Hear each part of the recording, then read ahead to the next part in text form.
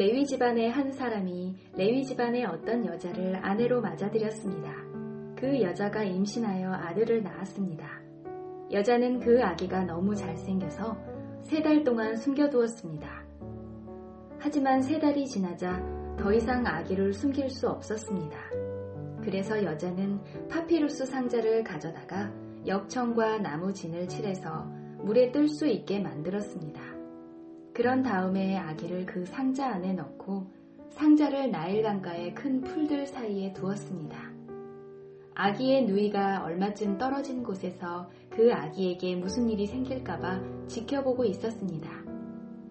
그때 파라오의 딸이 목욕을 하려고 강으로 나왔습니다.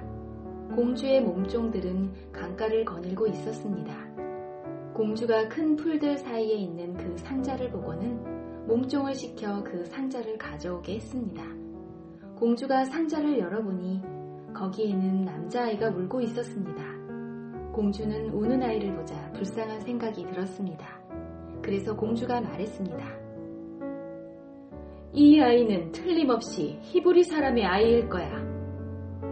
그때 아기의 누이가 나가서 공주에게 물었습니다.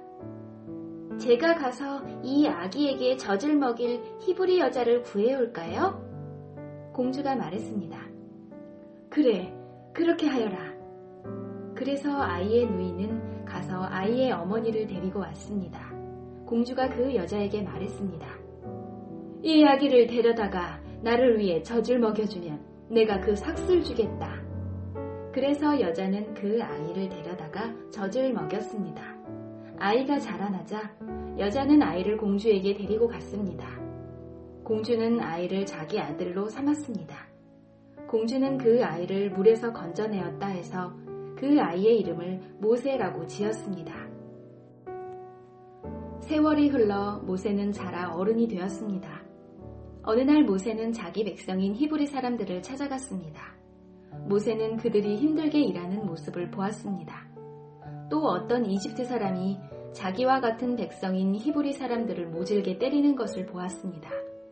모세는 주변을 살펴서 아무도 없음을 보고 그 이집트 사람을 죽인 뒤에 그 시체를 모래에 파묻었습니다. 이튿날 모세가 다시 나가니 히브리 사람 둘이 서로 다투고 있는 모습이 보였습니다. 모세는 그 중에서 잘못한 사람에게 말했습니다. 왜 당신과 한 핏줄인 사람을 때리는 거요? 그 사람이 대답했습니다. 누가 당신을 우리의 지도자와 재판관으로 세웠소? 그래, 이집트 사람을 죽이듯이 나도 죽일 생각이요. 그 말을 듣고 모세는 두려워졌습니다. 모세는 내가 한 일이 탈로 났구나 하고 생각했습니다. 파라오가 모세의 일을 듣고 모세를 죽이려고 찾았습니다. 그러나 모세는 파라오에게서 달아나 미디안 땅으로 도망가 살았습니다. 하루는 모세가 우물가에 앉아 있었습니다. 미디안에 7달을 둔 제사장이 있었습니다. 그의 딸들이 아버지의 양떼에게 물을 먹이려고 그 우물로 왔습니다. 딸들은 양떼에게 먹일 물을 구유에 채우고 있었습니다. 그런데 어떤 목자들이 와서 여자들을 쫓아냈습니다. 그러자 모세는 여자들을 도와 양떼에게 물을 먹여주었습니다. 여자들이 아버지 르우엘에게 돌아왔습니다. 르우엘이 딸들에게 물었습니다.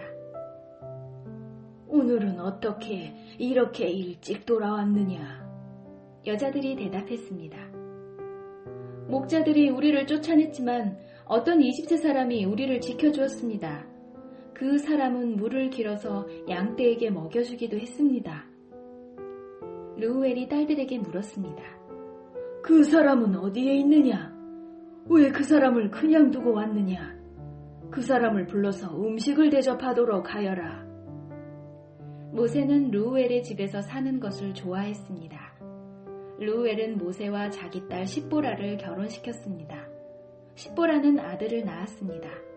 모세는 자기 땅이 아닌 곳에서 나그네로 살고 있었기 때문에 그 아들의 이름을 게르솜이라고 지었습니다.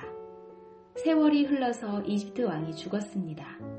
이스라엘 백성은 강요에 의해 너무나 힘겹게 일했기 때문에 신음했습니다. 그들이 도와달라고 부르짖었더니 하나님께서 그들의 소리를 들으셨습니다. 하나님께서는 그들의 소리를 들으시고 아브라함과 이삭과 야곱에게 하신 약속을 기억하셨습니다.